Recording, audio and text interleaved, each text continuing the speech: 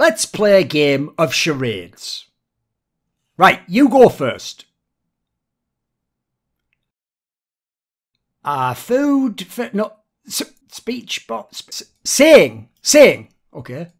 Buying, getting money, Skrilla, no, what's it, fuck. Buying your nuts, they cost 20. Oh, commercial, yeah, commercial. Gamer subs. Me. You. Head and heart. Oh, Thorin. Beak face Thorin. That's technically not allowed to spell out, but this would literally be an impossible commercial if we didn't. So T. U. H. O.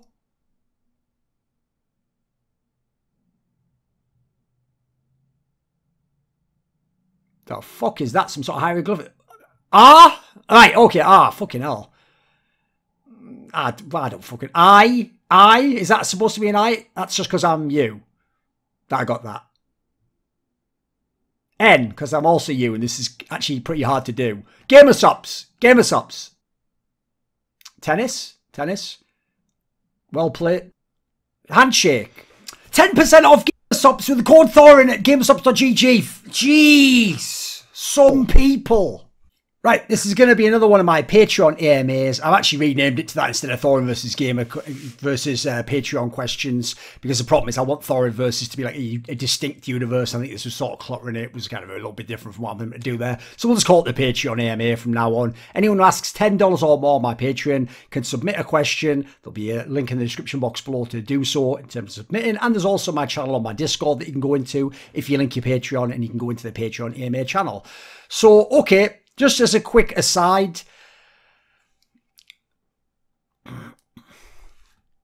and I realise this one is pretty overdue, actually. It's been a few months now, because the problem with this is, in theory, because I can do it whenever and you're just answering questions, I tend to push it to the back of like the priority list, and so I should have basically just picked the day and made myself do it. So I'll get actually another one out quickly to top off the last of these questions, some of the newer ones, and we'll probably do 3 in the next 5-6 weeks, basically, including this one. So I'll just throw this out there. Not all your questions that are submitted are going to be done. Some will be in the next one, but that's going to literally be days from now. So, impulsive. Many great thinkers and artists go underappreciated during their lifetime. Shakespeare, Nietzsche, Edgar Allan Poe, etc. Could you name some great 20th or 21st century figures whose genius is still not recognised properly? Right, first things first, because it's obviously another one of those monster topics that like would probably be a banger like Thorin's side channel or something, or video.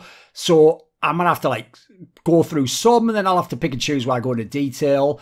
So, but I will say as a result, like I am actually going to rework some of the Patreon tiers that don't really get used at the moment. Like I want something super legit for like 75, because at the moment people go 50 or 100, and I want something that you get something nice in between. I think for lower down, I might do one where there's a poll and you can pick a question, and maybe I go more in depth on that. But I was actually thinking maybe one of the higher tiers, maybe it's something like when they submit a banger question like this, I actually might just do like its own video, or like extended video that's like just 2 or 3 of those in an esports maybe, and it's like just 2 or 3 for an hour instead of all these, and then I just have to go through a bunch of names if you ask me a big question. So I will say the trouble here is I don't follow the mainstream for many, many years now, so it's going to be tricky for me to always know where other people are at.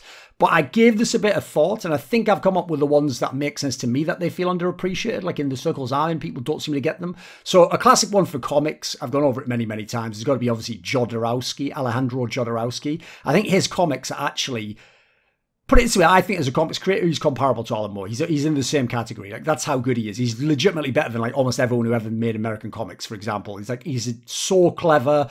He's got compassion in his books.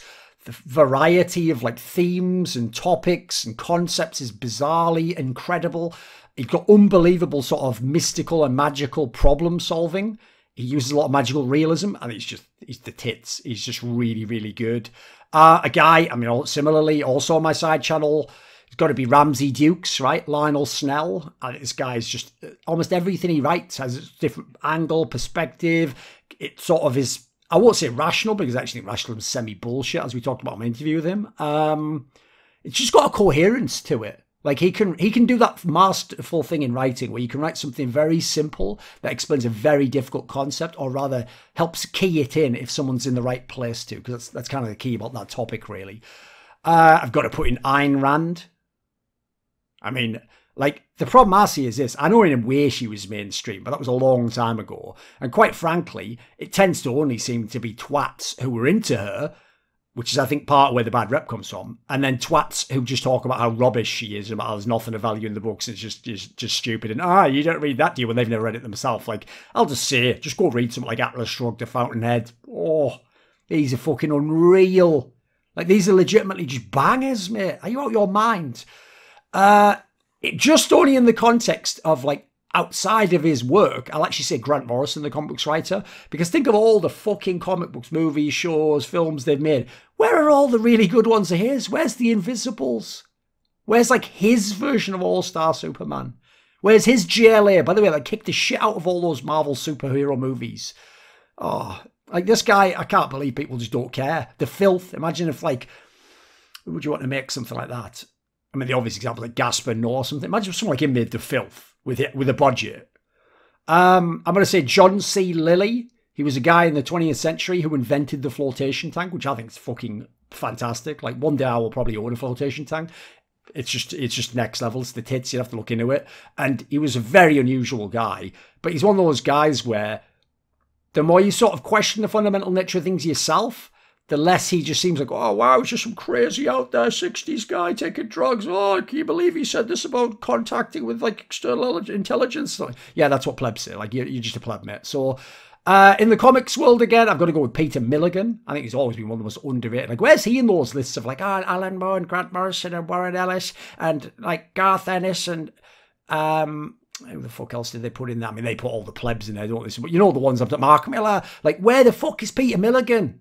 This guy's work, especially on, like, identity topics, like, obviously I'm thinking of, like, Human Target. Oh, this guy's doing so much good work, boys. In the field of writing, got to be Colin Wilson.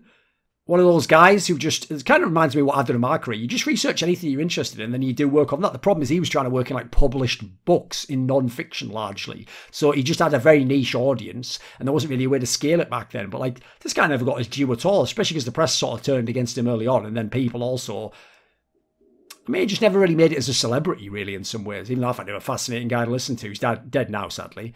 And similarly, like, a guy who's sort of his protege in the same regard would probably be Gary Lackman. Now, his style is more biographies. Obviously, didn't interview them on my side channel. It's not really, like, as brilliant as Colin Wilson, but the way he does biographies, I think, is incredible. Like, the way he sort of ties it to the theme of who they are. And he doesn't just write in these, like, ridiculous, like, fanfic theories about what was. I think he's got a really, really great way of sort of distilling down what they do. It reminds me of me in the way I find the narratives and the stories of different people. And funnily enough, someone he recommended to me, basically, in that interview, the more looking at this guy, man alive, this guy's like a polymath or something. It's got to be Rudolf Steiner, right? I mean, he's written so much, I wouldn't even pretend to have scratched the surface. But there's a lot of interesting stuff here. And unfortunately, in a bizarre way, in the modern day, you have to have actually gone down some pretty deep, like, conspiracy rabbit holes. Otherwise, you're just going to hear a weird idea and you're just going to dismiss it like, it's just nonsense or whatever. But then you'll just realize, like, there's some genius ideas about, like, music, certain deity concepts that maybe do interact, even just as a model with the world. You see the way you have to do that. I'll tell you one that everyone's going to say they know. Go, I know that, of course, because everyone on Reddit just circle jokes and posts the same things 1,000 times. It's Adam Curtis, right? The documentary filmmaker for the BBC. Now, you're all going to get, oh, of course, yeah, Power of Nightmares, The Trap, What Happened to Our Dreams of Freedom, and, Century of Self, because that's all that happens on, like, our documentaries, because it's fucking garbage comment section, boys. But the problem is this.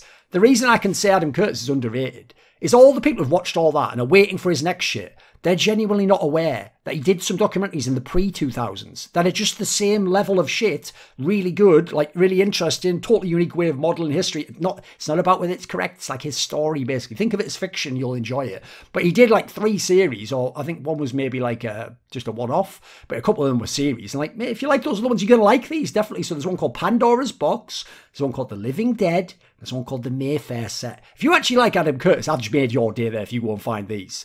And then, obviously, I've got a lot of people I could say that are on the very fringe in like the conspiracy world, but I'm not ready to reveal them yet.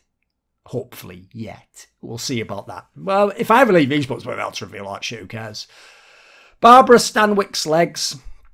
You get to throw one person from the top of the Hell in a Cell onto the Spanish announcer's table. The victim shall survive, though shall never be quite the same afterwards. Whom do you choose? You are limited to users of the site esreality.com. Right, I'll just say at the beginning here, you would actually have utterly fucked this question if it was anyone except me, because everyone else would literally just say, I'm not going to speculate on committing violence against a member of like the esports industry or something. So what I'll just say is this. Obviously, we'll just make this harmless banter and we'll make it as though it's a real wrestling match and me and this guy go into WWE and we work the match. But in doing so, I get the storyline that I threw from the Hell in a Cell, and that's the satisfying part with me. You see how I did that there? So the obvious answer, by the way, if you know anything about ES Reality, like I'm amazed you actually didn't know this yourself, is actually got to be Carmack, right?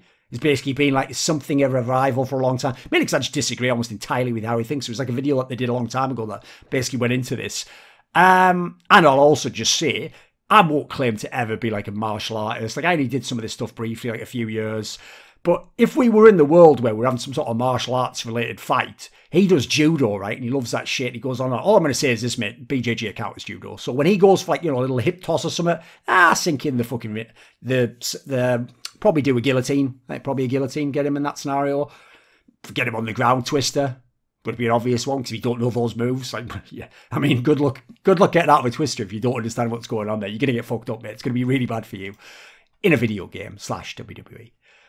Tam, or TA capital M, says, a lot of people believe that if Chris Paul was traded to the Lakers in 2011, Kobe Bryant would have reached 6 rings. Are there any situations that you know of across any esport that are similar to this, e.g. Nico to MIBR, which could have given the Brazilians a larger trophy cabinet? I agree with that, by the way, actually. I think if Chris Paul goes to the Lakers that year, I think they actually probably do win the title. Think about it, the Mavs won, and they sort of had just enough skill. And the Heat, on paper, probably should have won, but obviously LeBron just choked the fuck out of that final. I'll also say this as well, because people just ignore this. It is also the knock-on effect. When Chris Paul wasn't traded, Lamar Odom just left the team out of protest, essentially, and was traded for nothing. And so basically that fucked the team up. Because when they went into the 2012 season, like, I'm telling you right now, yes, Kobe had a few bad moments late in the game, in a bunch of the first few games. It was actually very reminiscent of when Jordan was getting wrecked by the Magic when he came back in 95. But they're so close to winning that series. So if they had Lamar Odom as well, that's a very interesting matchup. I'll take the Lakers 3 over the fucking Thunder 3 there. But Thunder just had too much talent at that point in time. So I actually think it would have been very interesting that year. Yeah, come to think about it, I mixed up the years there because you said 2011. I usually use the second part of the year, so that would be 2012. So 2012 was the one where the Heat did win, but they won over the Thunder. Yeah, I think the Lakers could have made the finals that year, and I would love to, imagine seeing Kobe and LeBron when Kobe's still like an extremely good player. By the way, his last playoff game ever, go look at it, was the game against the Thunder, and he just fucking goes off. He just decides, right, I'm just shooting. If we lose, we lose, and he has a fucking banger game, but the Lakers let him down. He has no chance to win.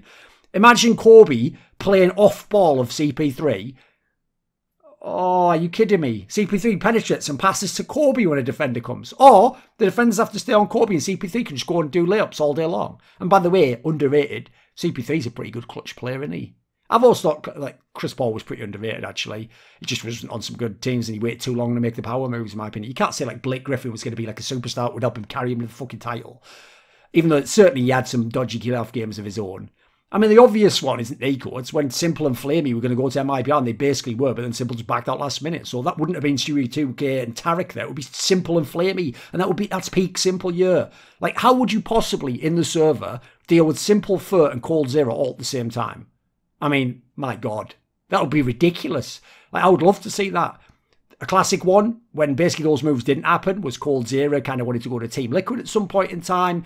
I think he could have been the guy maybe to help him get over the hump versus Astralis. He's a clutch performer. I'm not sure who he replaces. I mean, logically, probably should replace, because people are going to go, Elige, like, shut up. Elige is better.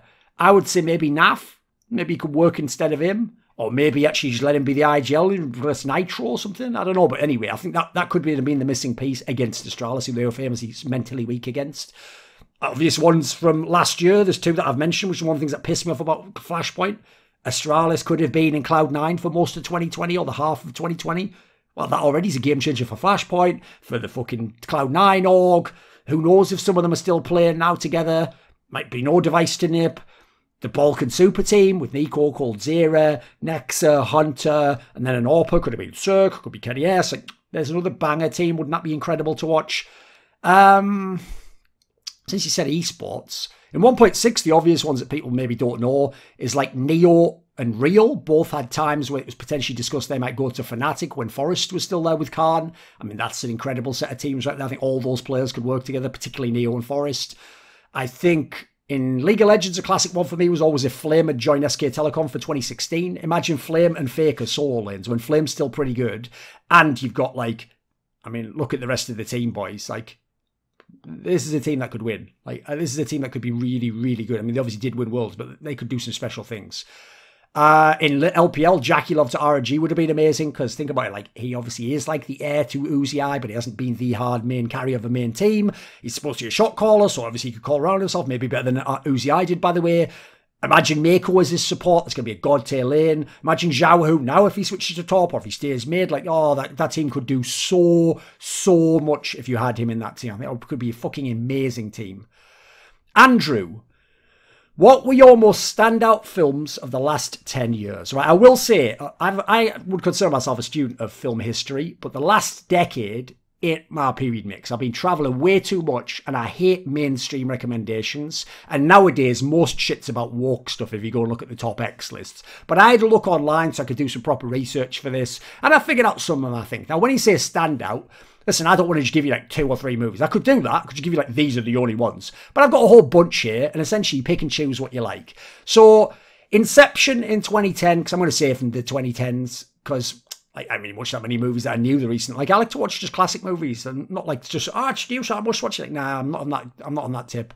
So I would say Inception. I think it's a god tier movie. I actually might have something coming on my side channel about that you're not expecting, but be very unique. So just a little hint there. Just a movie that, listen, it might be a little bit long, but what a movie, right? It's really, really good. Like, I think the latter part where they got a lot of the a lot of Chris Nolan movies don't work as well in the final act, you'll notice. That's actually why The Prestige is so unique, and Memento.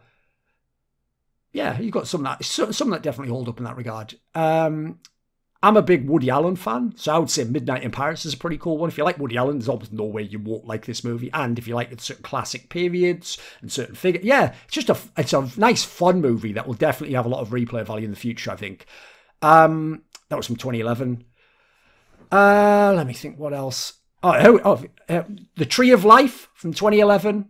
So I understand some people aren't going to like it. It's definitely not everyone's cup of tea. I would say this is more a movie that's like about an emotional resonance and trying to sort of very delicately tell a story about life and about relationships and about meaning. And so, it's not like my favourite movie or anything. It's not a movie I would even rewatch many times, but like, it's very beautiful. And some of those like extra like CGI scenes and the fucking music. Oh, this is a special movie. But it's like probably a once viewing type movie, but you have to, shut the blinds, phone off the hook, no snacks, sit there on your own, and you got to go deep, and you have to just trust. That's the problem. You got to just trust.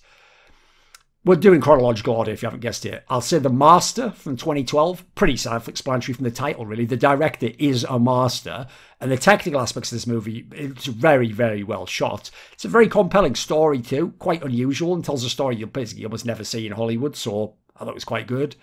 And obviously great central performance by Philip Seymour Hoffman. I know people are going to go in about Joaquin Phoenix. He's very good as well, but like Philip Seymour Hoffman's the reason why for this one. I actually noticed, by the way, bizarrely, Joaquin Phoenix does end up in a bunch of these movies, even though I think he's a very good actor, but I don't think he's like some god or whatever. So one of his movies next, Her, 2013. I know it's a very weird topic. It's not exactly my theme that I would pick, but in the modern day, this is going to become more and more relevant. What a bizarre topic, but pretty well executed. Like, it's definitely worth a watch. Nightcrawler from 2014. It's a very disturbing movie, but I think it's very penetrating and says a lot actually about like media aspects, like the inhumanity of some people, what society's become maybe. Actually, I noticed a lot from 2014 here, so that must have been the banger year, I guess. So Interstellar from 2014. I'm a big Chris Nolan fan. I think he's fucking amazing. I will say with this one, though, I actually haven't rewatched this one because the emotional weight of it is so heavy that, like, it's going to take such a toll on me. I mean, people meme with that scene where he's like watching all the, like, fucking transmissions from, let's just say, Earth in this set, so not too much of a spoiler. Like, fucking hell. Oh, that's brutal. I think also, by the way, this is a problem that the latter part of that movie suffers only in terms of how people view it, because they get lost in the dream logic. Like, but how would that work? It's nonsense. Like, your science wouldn't work that way. Like, grow the fuck up. If you ever look into it, by the way, most mainstream science that's presented to you is made up. It is just some fucking nonsense. The model itself doesn't work. What you have to ask is, what's the utility or why they'd want me to believe this? You won't do that, of course. You'll just go, it's peer-reviewed. So if you knew how much bollocks they all talk about, fucking dark matter and to billions of years, like, get the fuck out of my face with some of that shit. Like, it's just, you don't realise that you're just eating just fucking comic book shit when you hear that. Because you all just hear, like, they always pick the right personalities that you like to just tell you that shit, and you just pretend you know what they're talking about, don't they? Because they've got a degree and it sounds good. It's just fucking religion for the 21st century, boys. Another one I haven't been a rewatch, so I have to say I've got to be careful with this one, but I thought at the time it was very compelling, was Ex Machina, or Ex Machina, from 2014. Just a great one-off story. And I also know, I think, it definitely affected a lot of people in terms of like what they think of AI or whatever. And that's a mad fucking rabbit hole that, like, a lot of nonsense in there again. Almost all nonsense. And much more sinister than you think. Another 2014 movie, X-Men Days of Future Past. Probably the best comic book movie ever. It's a fucking unbelievable comic book movie. I even remember watching this, and I no joke, I messaged Monty afterwards and I said, ignoring comic book movies, this is one of the best movies I've seen at the cinema. Like, this was a fucking amazing experience, mate. I'm also a Magneto fan, so you're going to like his treatment in this movie if you've never seen it. Another Joaquin Phoenix movie has got to be Inherent Vice. It's basically a Thomas Pynchon adaptation, but first of all, adapts the way you should, which is just go crazy.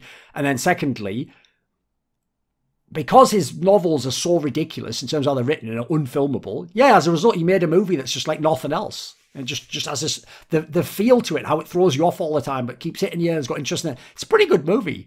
Another one I haven't rewatched, but was satisfied the first time, has got to be Whiplash. I mean, if you like sports, you like competitive mentality and stuff, certainly got some interesting concepts. And certainly don't buy it hook, line, and sinker, things like the gospel or something, but it's pretty interesting artistic treatment of that. I'll say Arrival from 2016. Again, if you like things like language or how you would even conceive of aliens. I mean, spoiler, I don't think they ever come into ships or any of that nonsense. Like, basically some really interesting like ideas that I played with. It's pretty well done as well. I like the time jumping around aspect in it as well, and the threat of danger and stuff. I'll even tell you a little funny story, which is I went to see that movie in the Netherlands when I was here. Well, it wasn't when I had moved here to live already, but basically they don't dub movies here. It's awesome. I'm loving it. And then when they get to those scenes at the end of the movie that I won't say anything more about, obviously the subtitles are all in Dutch, aren't they? So I have no idea what the fuck they were saying. I had to go home later and look up on the internet what I actually said, and I just listed the actual, like, fuck, is that what that was about at the end? That's actually brutal. I could guess, but it wasn't the same as the impact of it if I'd seen him say it. And then the last one I'm going to say, probably surprise people, is I actually say Avengers Infinity War. I think this was far and away the best Marvel movie. I think the fact that it's got such a bold ending is fucking fire. I do think some of it's probably predictive programming if you look at the time when it came out. I think the second one probably ruins that actual concept. So it's one of those ones where it's like, it doesn't really ruin it because you can just say, I'll watch this one and then just stop there, don't it? In the same way as you could just watch, like, I don't know, what is it, the first 25 episodes of Death Note and just go, yeah, it stops there after the big incident. That's the end of the show. No more for me, thank you. You know, after a certain person has something happen to them and takes the L. Yeah, there you go. There's a whole bunch. Fucking hell. I think we're only like 4 questions in. Ask Blaster 2000. In a Reflections interview with Bjergsen, He revealed some of his thoughts after losing to C9 and High. He interestingly brought up how High's playstyle allowed C9 to beat TSM. Did losing to High partially ruin or negatively affect his hard carry mentality? Probably did have an effect. Like, I will say, he was still hard carrying himself in Season 5, which is when High had all basically like fallen off and wasn't a jungler anymore. But I do think it probably did, because I think it made him think, like, that's not just about being a superstar mid laner, is it? So I do think he probably tried too much at times to be like High in later years when the roster, or at least the strength of the roster at that moment, didn't warrant it. And I do think he also bought into some bullshit of like, oh, I'm just being unselfish. It's not being unselfish if you play mid lane and you're the main star and the best player on the team and you could carry the whole game to give up that responsibility and to play for someone else. That's actually selfish. I know it sounds weird. What would be unselfish would be to take responsibility, be the best player in the server, lead people by your play, and by them playing around you, and then win the game. I'm sure your teammates would rather win the game than just them look good and maybe lose the game, right? So let me know how often some like rookie's unselfish, by the way. Like, to me, that's like a striker getting the ball, and he can go one-on-one the defender, and he just holds the ball, then passes back to a defender. One of his own defenders, to have a shot, like a fucking 40-yard shot on goal, like... Who would play that way? You're the striker, mate. So I do think it probably did have an effect on him. Django Tango. Does League of Legends have a shortage of good colorcasters? Yes. I can just cut you off there. Yes. But okay. The analyst role is stacked, but for my money, very few of them have transitioned to being good colorcasters, especially with regards to their storytelling ability. Yeah. I mean, the problem here is the analysts don't tend to be very good at narratives. The people who only do narratives don't tend to have the chops to do the analysis. And so part of the problem is the best color commentators in theory in League are all the analysts on the desk, right? But there tend to be way more appealing jobs, including the desk, including other things in esports. And you don't actually seem to get as much time to really like paint the picture in League of Legends as the color guy. So I think the fact that there's no freeze time like Counter-Strike, and then the fact that they have to say everything that you're seeing on screen with the play-by-play guy that everyone worships on Reddit because you know everyone's a casual pleb. Yeah, I think that's part of the problem. I think it's not a very satisfying job, and I don't think they appreciate the skill set you bring to the table, quite frankly. Daniel Hambrace. Philosophy can be viewed as tools for the mind. Which tools do you think others are lacking and would be helped the most when doing analysis? Analysis. So in esports, presumably. Right. First of all, is go and learn what rhetoric is and learn the different forms of logic, because every logical fallacy should be avoided if possible. Like, they are all legit as fuck. Just avoid them if possible. And if you can avoid them all, you will construct your thoughts in a very coherent manner. There won't be obvious flaws in it. Because even some really, really brilliant thinkers, like in esports, haven't done that. So as a result, they fall into certain traps themselves. Well, why didn't he win the title then? It's like, well, because that doesn't define whether what he did was good, you know. Lateral thinking, like basically go read like a Sherlock Holmes story or Poirot or something. Basically the ability to sort of think around things and not just be stuck in like a linear process necessarily, take yourself out of something. I mean, one thing I always thought was one of my strengths, it's a mixture of reading between the lines, but more importantly, it's ask what is missing. Ask what is not there. Ask what is conspicuous in its absence, and then look for that. That's a very interesting area, especially, by the way, in terms of like media suppression or something. Systems-based modelling seems obvious. Like when I make teams, I invented a system and I have a concept as to how that works. And I have pieces I move around in it and pieces that relate to each other. And I know how that system works inside and out, in the same way someone like LS knows how his analysis works, or maybe Maniac, maybe not as good an example. I would also then just say character analysis. The more you know about someone's psychology and the way it informs what they do in the game, you can make predictions about what they do in the game. That's why I've always had a good read on people like MSL, Happy, Shocks, Simple, Nico, because I also kind of get who they are and how they think, and then I can look at their game and figure things out, reverse engineer things sometimes.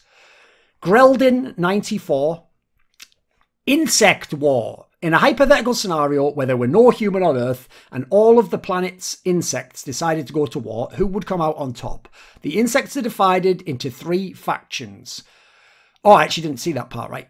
Ground, which is ants, beetles, roaches. Flyers, bees, wasps, flies. And arachnids, spiders and tarantulas. Not all of the insects have to have intelligence, but assume they can communicate within their faction and have a reasonable level of tactics and strategy. Right, the obvious one is just actually ground there, based on what I know about these creatures, because ants particularly can basically self-sacrifice in a way that's absurd. Like, sacrifice for the leader, that shit where they make like a fucking bridge out of them, their own bodies, so that you can go over, the way they raise the young, and some amazing stuff like. The other one probably is like maybe Flyers as a close second. The fact you can fly is pretty good. You can always go away, but the problem is it's going to be hard also to win these fights. So I think the issue with the Flyers is, I do think if you go and ever watch like the Japanese killer Hornets or whatever, yeah, they look fucking insane, like when they're just murking all the bees. But yeah, I'm going to go ahead and say the ground ones. It just seems most obvious, especially because you also wouldn't know that they might have like all caches of them underground. You might think, oh, when you're fighting a few up here, then they just burst out the fucking ground like a fucking sandworm out of dune or something. Vigar says, in the history of CSGO, what is the single greatest tournament performance by a player? Right, I'm obviously not just going to go by majors because that would add importance, but was it as great in the server? Right, immediate one that comes to mind, is one I always reference, is like Simple at the Star Series Season 4 finals. I mean, that is unbelievable level of individual performance. It's just a fucking beast. I've never seen someone play that well, forget win or lose, like just ridiculous. If we want to go like classic Olaf Meister, probably Katowice 2015, I'm guessing, right? He's basically the only reason they won that. Like, not the only, but he is the reason they won that tournament. Like, actually, otherwise, Nip could have won that tournament, to be fair. Virtus Pro could have won that tournament. Plenty of things could have happened. He's the reason they won. Kenny S has a bunch, but like a couple of classic ones. So everyone probably knows the Pantamera one, because in the final he dropped the 15 and then lost in overtime to Fnatic. But the one people don't know is the tournament he came 5th to 6th that, and it was ESEA Season 17 finals. Go and look at this hard carry performance when he had to play with the manager of the team as a stand-in, because Kaylee had been obviously like fired for fucking cheating, hadn't he? This individual performance, it's out of this world. That's why Kenny S is one of the greatest players of all time, mate. Shox similarly has some bangers. Two come to mind because we're in short succession, but this is when Shox again, where I get a revival of form in 2016. ECS Season 1 finals and ESL Pro League Season 3 finals. Shox in these tournaments, like, put it so he's better than Coldzera. I don't care what people think. Like, he was the best player in the world at that time, as far as I'm concerned. Maybe Cole took over later. A get right one. This is an easy one. Go back to Copenhagen Games 2013. They're playing all the best teams as well, by the way, boys. And it's almost like he's cheating. Every game, he's like simple numbers. Just go look. More recently, I mean, there's got to be Twists IEM New York 2018, right? Again, lost, but fucking hell, what an unreal tournament and finals performance. Nico ESL 1 New York the year before, 2017, and basically just murked everyone. It's untouchable. That team was at a ridiculous peak. And then I'm somewhat reticent to throw like some of the Zewu ones in, because the ones they tended to go deep at weren't always the biggest lands, even though we've had Pantamera for Kenny S. But I think we should probably say DreamHack Masters Malmo, the one after the major. I mean, surely he's the MVP of this tournament. Like, he's really fucking good. So yeah, I'll say some of those. It's in amongst those. If I had to pick, I'm going to say the simple one. If not, then maybe I'd say like Shox ESL Pro League Season 3 finals, or the Kenny S at ESEA finals. Collier G, have you watched films by the Japanese director Sion Sono? No. If not, I can deeply recommend you his 4-hour epic Love Exposure, which is one of the uniquest film experiences I have ever watched. Thank you for your videos. Right, I haven't watched that, but you know what? If you're going to give me a recommendation, I'll give you a couple that maybe you haven't seen. So I've got one that's a Hollywood one and one that's a European art film. So the Hollywood one is a movie called 1995 called Strange Days, and the script was written by James Cameron. Yep, the one from Terminator and RoboCop and all that shit, and Aliens. And he wrote the script for his wife, Catherine Bigelow, who you might know did like The Hurt Locker, which I'm not a big fan of, and a bunch of other shite movies in my opinion. But this movie is actually a banger. It's a really good sort of cyberpunk-esque, apocalyptic type movie. And again, really unique viewing experience because of the key gimmick in the movie, which I won't spoil because the opening scene sort of shows you this. So you've got to watch it for yourself. Mad underrated. Pretty good cast as well, by the way, of actors. And then the European art movies, 1994's Faust. Now, just some of this is like stop animation, claymation as well. Man, what a fucking crazy movie this is. What an interesting blur of past and present. Like, it's an arty movie, but it's an exceptional movie to watch. It's a real experience. Cesar CESRG, in a recent Thinking Basketball podcast, I saw this concept that there is a certain bias against defensively built teams that rely on a single player or pair of players for offense. The examples being given the late 90s/early 2000s Lakers, and especially 76ers teams built around Allen Iverson. That's bizarre that there would be a bias against the Lakers of the early 2000s. That is very bizarre. I mean, aren't they acknowledged the 2001 as like one of the greatest teams of all time? Okay. And then the idea that, like, the Iverson one, I mean, they are justified. If anything, they're overrated. I never thought that team was that good. Allen Iverson was a fucking chucker, mate. That was brilliant to watch. And to be that tall and do some of that shit's incredible. But, like, I'm sorry, he is an overrated player. Let me see. According to this podcast, there's a tendency to look at these teams and say X player carried that team. But in reality, that team was somewhat functioning as intended. Oh, I get that premise, sure. With really strong defense and just enough offense. What do you think of that concept? Do you think it should be related to how much better Vitality has looked around Zero when compared to Na'Vi around Simple? Okay. Oh, Na'Vi, how Na'Vi look, right? Okay. Even though both are said to be carried by their stars. So yeah, the concept, basically, I already have a similar concept. I've always said, famously, that Neo's 1.6 teams had just enough skill. You have to remember, before Pasha, the Golden Five lineup, instead of Pasha, it was a guy called Luke, who was like a decent AWPer, but wasn't like a star player or anything. So they were just Neo as the superstar player, basically. So yeah, I do think if you have all the bases covered except skill, and you have very good team play, and potentially maybe a few clutch players, like the Pauls did, like Ents did in 2019, you can be right up there in the game and you can win events. That's one of the things about Counter-Strike. It seems like it's a game about shooting people in the head and crosshair aim, but then you look, a lot of stacked teams don't make it. A lot of teams that have way less skill can be fantastic because it's also a team game, isn't it? So team concepts can override individual skill. And as I always said about Astralis against other teams, if you flashbang a guy, he's blind. He's going to have a hard time shooting you in the head then, isn't he? So I certainly think this is a premise that there's something to. The only thing is, I think these people, I just don't agree with most basketball analysts, I've got to tell you. So I think it's a bit of a reach. So, especially because, first of all, I don't think they ever really planned that for Zero. I think he's just fucking unbelievably good at the game. And then I think Simple will play like that no matter what team he's in. I think they've just done a poor job of playing around him. They were decent in the Zeus era, but then they had Zeus and Edward, and they should not be in the game individually. And I don't think Simple's ever had a truly, like, you know, a team that could have been like a top 10 team of all time around him, as in, maybe I'll end up flanking one of them there, but like, without him, there's no one else you could replace and they could be top 10, if you get what I mean. Carl Sung, how would you go about convincing an overweight family member to exercise? Thank you for your work. Right, first and foremost, and again, this is my advice, exercise isn't the key or the cure. It's an amplifier, in my opinion. And it'll just get you into like healthy activities, which will help. Diet is the key. It's the input. Like, remember, if they were put in solitary confinement and given like just rations per day, they wouldn't be fat anymore, would they, afterwards? But they might not have done any exercise. So diet is the key. You got to stop the fucking input, haven't you? It's like the Ricky Gervais joke where he goes that the woman's eating 10 pie and chips a day and she's like, I don't know what to do. So she gets like surgery or whatever. And he's like, I don't know, 9 pie and chips a day. It's like, yeah, that's part of it. So I would say, and I can only go off my own advice here, things I've tried. So this is one thing I do. I'm actually not obnoxious. I don't give people unsolicited advice. So what I would say is this. Maybe try doing the keto diet yourself. And then when they see that you're thinner, or they might go, why do you eat those things? Well, do you eat the burger without the bun? What, aren't you worried about your heart? In explaining your diet, you'll explain certain concepts about how fat, what it does for the body, what ketones are. You can maybe bring up the effect potential on diabetes, because it's obviously something they might be at risk at. You could talk about the energy it gives you, all sorts of jazz, right? Being more conscious of what you eat. Like, it's a way to sort of like draw them in if they're interested, because that's the way I do things. I don't believe you should convince people of anything. I think you lead the way by example, and if they happen to ask, because they might, if you look like you succeed, they might ask what you do, how you doing that, why are you doing that, then it gives you a chance to sort of tell them some things, but you want them to put it together themselves, right? So I would just say, don't convince them of anything. Lead the way yourself, lead by example, encourage them to join in, or invite them, just invite them, say, I'm going to go and do this anyway, do you want to come with me, do you want to go for a walk around the block, it doesn't have to be anything big.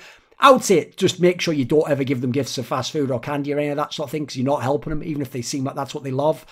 Maybe even trick them in the sense of, like, again, do lots of invitations, go to cool places, go on a small walk, go somewhere where it's like, I'm going to a building, but you don't tell them there's a bunch of stairs in it. So I don't know, you get the premise, right? I think I've given you some decent advice there.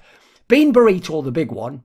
What are your thoughts on Junior, Triumph's former AWPer and second star? He seems to be struggling in Furia. How much of that should be attributed to issues other than language, better opposition, less resource in Triumph, pressure, etc.? I don't really think much of him. I gather he was a little bit overrated. He had some talent, but I mean, he's not a LAN player yet, so I was never that high on him. Like, you notice Grim hasn't been that great when he's gone on Team Liquid, has he? Where's that monster that was in Triumph? It's why it's different when you get played around or you get to do whatever you want. So I would say the language is killing him because he's an AWPer. If you don't know, AWPers need comfort in the sense of knowing all the information where other people are on the map. Like, what if someone's going to flank you or push you from the side, or two people are going to peek you, as opposed to if only one could be there and you take a different type of shot.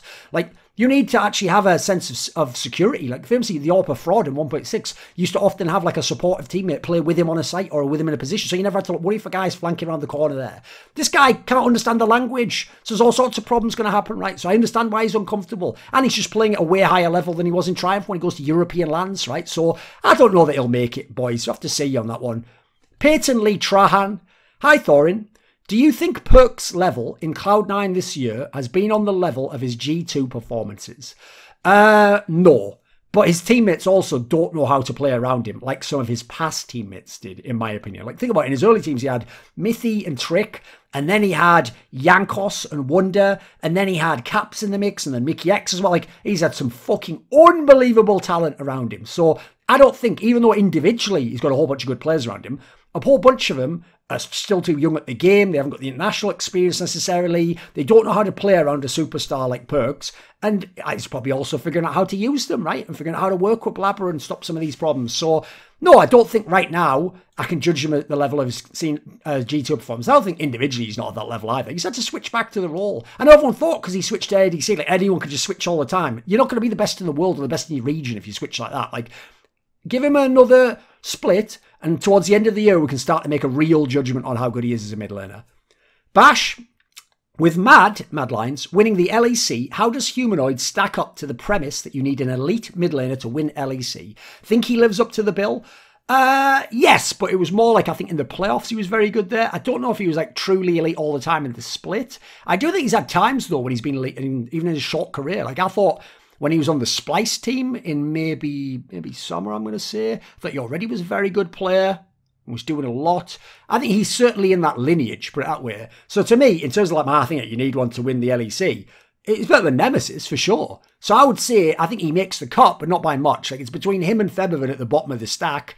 But I also love the fact that this guy has the intangible that he seems to actually like lead his team and enable his team and shot call shit. So yeah, it certainly seems like he's an elite mid laner to me. Kristen, I even said back in the day, you can go watch Elite United from the beginning of Season 9. I thought that he should have been the one recruited instead of Nemesis to Fnatic, and I thought, guess what? They might have actually been able to beat G2 or had a chance to at that point in time, a real one. Kristen, what will kill an esport faster, rampant cheating or rampant match fixing?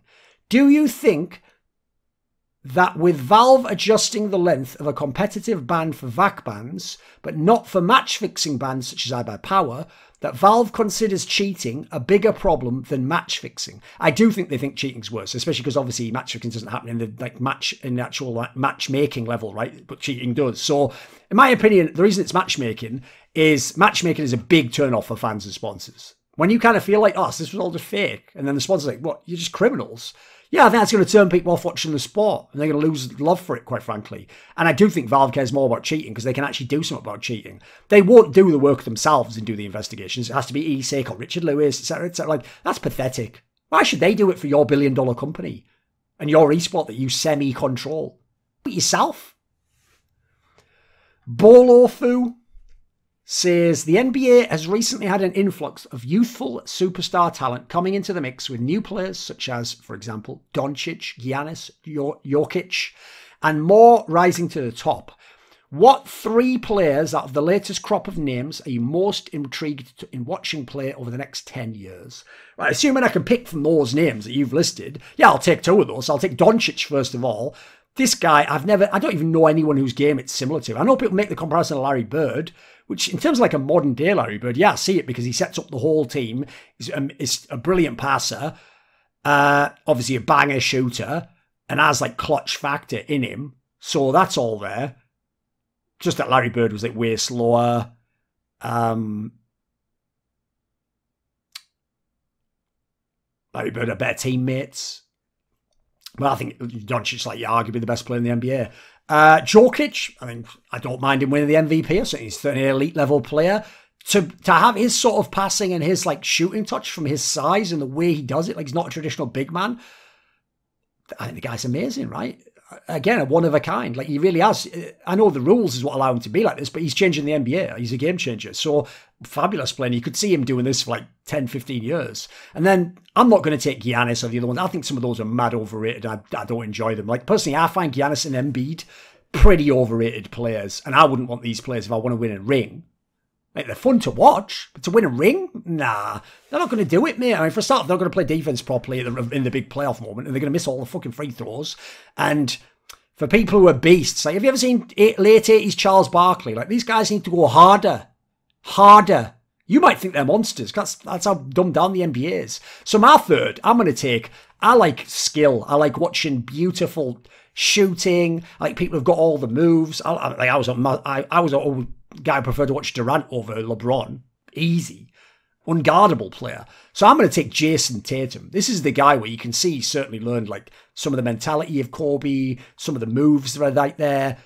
This guy's starting to get real fun to watch. So I would say Jason Tatum's my third. Peyton Lee Trahan. Hey Thorin. So I've been playing Smite since the beta, and it was what got me into League of Legends esports. But I noticed in League that the jungler is much more of a support role than the main carry like it is in Smite. Does that have to do with the meta of the pro scene, or just the way the champions are designed? I actually think it's more about the team mentality. Teams tend to think of junglers as a supportive element because, in the same way as Counter-Strike on the T side essentially works on the mechanism of trade fragging, that you can use two people, ensure you get a kill. Each time you trade kills as a T, it typically tends to benefit the Ts, it spreads the CTs out more and removes a player from a site, so you get into the site, then you take control of the game. So in the same way, the mechanism of the jungler typically is to help out a lane and get a 2-on-1 advantage, which can then create an advantage for the laner. So as a result, not a lot of people want to have like the hardcore carry jungler. I also will say, in the current last few years, there's been all these catch-up mechanics in the jungle that mean that sometimes ganking just isn't the right play, which is quite silly, in my opinion, this power farming meta. But you go look throughout the history. If you want to go look up some players, like, how about when Insec, early season 3, was a jungler? What a monster carry player. Then Cacao in KT Arrows, mad carry player. I think maybe Tarzan in Griffin a few seasons ago. Looked like the best jungler in the world. Could carry the game, certainly. I know it was only brief. He was at the top and he's had his issues. I think Kanavi from Jingdong Gaming shows some of that. And then I'll throw him in there because even though I'm not entirely convinced, I'm kind of like LS. I kind of do agree that I think his team does a lot for him as well. But let's say Canyon from Damwon, right? He's certainly done a lot. He deserves to be mentioned, I think. The Bitcoin Cash podcast. I've recently been enjoying the classic series Incoming Aggression, which you hosted with Froskurin. The first thing you say in episode 1 is that the title refers to a preview show incoming for the aggressive LPL. Froskurin also comments that the name of the show refers to the aggressive style of LPL teams, but appears unaware that it's a triple pun, preempting the community drama and controversy you could foresee flowing from aspects of her personality and opinions. That's actually true. That's one of the reasons I named it that way. In a similar way, your series with Loco Doco, titled Listen Loco, is named so that it brushes alongside an aspect of your co-host's personal narrative arc in life that he appreciates/understands at one level and potentially doesn't on another. With this context in mind, if you were to start a new esports series at the present time with the freshly retired and occasionally lacking in introspection Double Lift, what would you call it? Right, first of all, I actually didn't pick Listen Loco. That's why I actually think it was not actually one of the best names I was on, sadly. Like, the obvious one that it should have been called is Here's the Thing Loco, right? That would have been a straight fire thing, because also it was me basically half the time just telling Loco, you're wrong, but here's why. So that would be the obvious one. I mean, the obvious angle for Double Lift, because this I'd boss him, but I'd also fucking bring him into the fold. It'd be a banger podcast, let's be real. Is I would take the quote from the classic, horror movie from the 80s. Isn't it number 2? I think it's Nightmare on Elm Street 2. Just go watch the scene if you've never seen it, where Freddy gets that guy and he goes, you've got the body, I've got the brains. And it rips his own head up, you see all his brains. Basically, Double Lift has the fucking mechanics, right? I'll do the thinking, mate. Maybe I'd call it Mechanics and the Pilot. Maybe it'd be something like that. I actually think that could be a fucking banging podcast. Listen, that's not going to happen. Let's just say that. Double Lift doesn't really care about me. He doesn't acknowledge me. He maybe does every now and then, every few years, but he doesn't like to be criticised in that way. He likes to be comfortable. So I don't really know that you'd ever see anything like that. I agree, though. I do think he lacks in... I mean, listen, if you want to be mean, since he always doubles down, you could say Double Lift's downs. Leave it at that. Leave it at that. Leave it at that. EVO. Hello, Thorin. Previously, you have referenced formulating a talk show dynamic similar to sports debate shows. It was actually Loco who did, but I just agreed with him. It would have been a banger.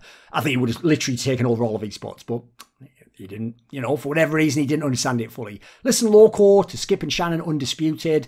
If you were to appear on a segment, I assume he means like Skip and Shannon, what would be the one topic you would love to put to rest? Brady's greatness versus Roger's skill. Why is it not Roger's greatness? But okay, whatever. I guess you mean titles. 2000s Shaq run versus 2011 Dirk. Like, man, lie. 2011 Dirk, he does get a bit overrated in some ways. He was very good, but like, just because you win doesn't actually mean you were like the best player in the world. I'm just going to say that. Like, for example, Dirk Nowitzki didn't shoot enough. He should have literally taken like 5 more shots again with how good he was and how limited that team was. I'll tell you what, he would have banged out of control if he did, because what a fucking great shooter he was. He was too unselfish. So, let's be real, nothing I say on any of those shows would put anything to rest. Like, the whole premise of those shows, especially with Skip, it's part of his appeal. It's like, you're never going to convince him, mate. You can make a good point. He might go, oh, yeah, I mean, yeah, I can see that. Like, he's not actually going to fucking agree, is he? Because he's himself. And by the way, I'm not going to agree on many things either, because I'm me and I've got my perspective and I've put a lot of fucking time and thought into it. So, the obvious one to me, just I've never heard it ever properly discussed on TV. The reason why no one puts Kobe in the GOAT debate in basketball is because they all go, well, of course, the first 3 titles was just because he was carried by Shaq, so they aren't really his rings. And then also, he was bad in Game 7 against the Celtics and got lucky. And people also try that bullshit. All right, Gasol was the real MVP. Like, that's just the fucking shittest woke take of all time. He wasn't. Shut the fuck up. Go watch most of those games, like Game 1, Game 3, Game 4. Come on, bro. And so basically, I'd love to address that topic. And also, by the way, if you're not allowed to win and get lucky, like, fucking hell. Why are some of the others allowed to then? Everyone gets lucky at some point in their career, mate. Like, I think it was 1992 or 93, maybe 93. There's a point, it's either it might be the 92 series. There's a series where Jordan plays the Knicks. And I'm not joking. Jordan's fucking choking. And fucking Pippen is winning the games for him. Like, go back and watch these series, mate. So, that's some bullshit. Like, Michael Jordan didn't dominate every game he played in the playoffs. I'm telling you right now. So, basically, the reason why I'd like to do it is because I actually think I could make all sorts of cases. Even better than that video I did on my side channel. I could make way more arguments now. Like, in the finals, even, I think he's mad underrated. People just look at Shaq's numbers and go, oh, it's really bad. Yeah, that's all these finals where he's averaging like 20-something points on like decent shit. Well, sometimes he had bad shooting, but he's actually like even taken over games where he has bad shooting percentage at the end. Like, off the top of my head, I'm going to say like, what? Game 2 against 76ers. There's a bunch of games he has. Like, there's one where he makes, like, I don't know, fucking 12 points in a row or 20 points in a quarter. It's like, oh, and a half or something. Like, there's somewhere, again, he has to take over down the stretch because Shaq's questionable, blah, blah, blah. I'm not talking about Game 4 against the Pacers. Mad underrated. Game 3 in the net against the Nets is never mentioned, right? Oh, Game 2. What's it, Game 3? Yeah, Game 3 against the Nets. Whatever. He was the star of that game. He was clutch. So I think he was way underrated. And remember, he's like a 22, 23 type-year-old guy. I mean, that's ridiculous to have that sort of fucking poise. And also, I'll always say this. Those 3 years, the best teams in the NBA were all in the Western Conference, and the Western Conference final was the real final. So as a result, the best teams those years, aside from the Lakers, were the Portland Trail Blazers, the San Antonio Spurs, and the Sacramento Kings. And if you go look how Kobe played against these guys, it's fucking masterful. Very, very good. Yeah, he had some issues in some late games in the Kings series because Shaq was fouling out and they could just smother him.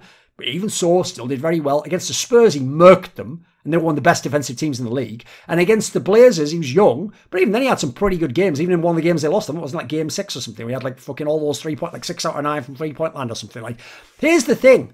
No one ever talks about how Tom Brady had the same thing going on. The AFL was the best conference. And so he was playing against Peyton Manning, Ben Roethlisberger, all these players, Ray Lewis. He's playing against these guys in his conference. Tom Brady's did way better in Super Bowls than he did in the conference finals. Go look at some of the conference finals games he's won and been carried in his career. So Kobe's really like reverse Brady. He's a bigger monster in the conference finals, which are the real finals in both of their careers, by the way. And he's unreal in those. He's really, really good. So I would just do that topic probably. There's a little sort of preview of what it'd be like, right? And listen, Skip would obviously fucking just never accept anything, but I like him. I fucking love me some Skip Bayless. Miguel Macias. What positive and negative changes can come overall if the major region sent 2 teams instead of 1 to MSI? A positive, I mean, listen, first of all, you better get rid of all those wildcards. I don't want to fucking see that. So you could also have a stacked tournament. A positive aspect I'd see is that it could just dramatically strengthen the region. Yes, I get that. For example, I've heard on talk shows that LEC was just G2 and that's it. But maybe in 2019, if OG goes to MSI, maybe they could come on with a different team and the rest of Europe gets another team to stronger combat. I also think, by the way, no joke, OG would, I think they would probably be top 4. That team was really good. And I would love to see what they'd do if they played against like T1, Team Liquid. Oh, that'd be very interesting. That team was actually an underrated one, that Spring OG. I think, first of all, it'd be way harder to win if you sent 2 teams from Korea, from China. I think you'd have more teams to scrim, so the level would be higher. You could have a legit like group stage with 8 teams in it, or 2 groups of 4 in each. That'd be really, really banging, unlike Worlds groups. There'd be less meta lock, because if you send a team but it's not the right meta for them, you'd not fucked. You'd have a better playoffs. You could have an 8-team bracket if you want, and it'd make making the finals and making top 4 a way bigger deal for Western teams. Right now, you're supposed to make the semi-finals. The fact that you guys can lose to teams from like PCS or whatever, well, that's your shit, isn't it? Like, what do you want? You think you wouldn't have also gotten hammered by the fucking FPX or even Gen G or someone? Of course you would. Right, I'll do the other ones in the next one, which will come in a few days as a follow-up, but there'll be a link in the description box below. Start submitting your next questions and we'll get this third one out in a reasonable amount of time too. Hey guys, Kajo here and you're watching Thorin's YouTube channel. I may never have found my way to playoffs, but I'm pretty sure Thorin's never found the clit. So yeah, enjoy the video. Oi! This video was kindly supported by Eddie, Kris with a K, Lager15, Pronogo, Shenlong, Zachary Carter, Zack Schmidt, Adam Ochs, Alexander Rao, Animosity, Dean Tanglis, Doomseer, ErikHillestad, Hades, Jdubs, Jensen Goh, John Shelton, Joseph Ginsburg, Kovacevicd, Tobias Bernasconi, Zoomba, and Zyrathenia, and as always, special thanks go out to my main man, Jerky's Minion. Want to suggest a topic or a guest? Do you want to ask a question in one of those AMAs? Do you want teasers? See who the guests are? Maybe you want to take part and chat with me in one of those esports discussions. Well, for all of the above, put your money where your mouth is, join the Patreon link in the description box below, and become a part of the Skrilluminati.